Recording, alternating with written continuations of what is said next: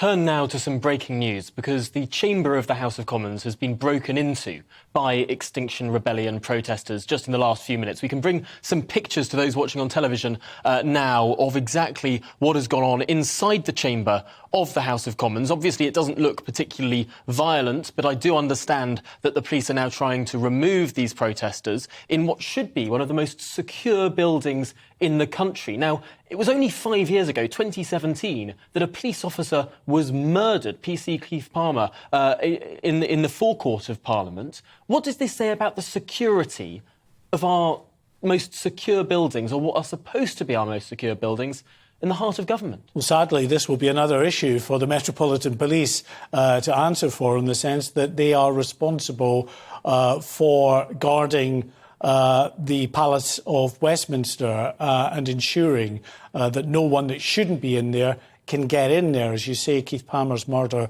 absolutely terrible, in that Westminster Bridge, and then attack on Parliament itself. Now, these, you can see from the picture there are 5 Extinction Rebellion protesters that have managed to get in the Commons chamber. We should say, of course, there's no one in Parliament at the moment. It's not sitting, but that doesn't excuse the fact that these people have been able to get in to the Commons. There are parliamentary staff in there, of course there are, as they would be at any time. We understand that the Extinction Rebellion protesters, some of them at least, have glued themselves to the area around the Speaker's chair. Now, if they've done that, that will protract the process of trying to get them out of the chamber, because they can't just rip their hands off the chair, however tempting that might be for some. They need to get solvents and alike to dissolve the super glue that they use to be able to remove them.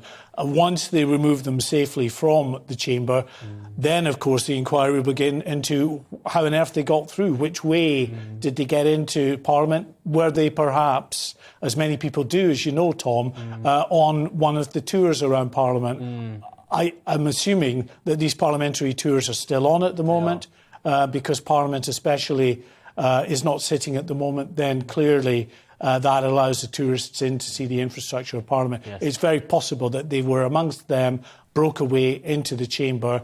It's kind of difficult in a way if 5 people suddenly just run off from a tour party and try to get into the chamber. Perhaps security will now increase, and we should say that the Speaker's chair, if they've glued themselves to that was a gift of New Zealand, as all the big parts of the Commons chamber rebuilt after the Second World War. Of course, it was bombed in the war. There were gifts from all of the Commonwealth, and the Speaker's chair, I believe, given by New Zealand.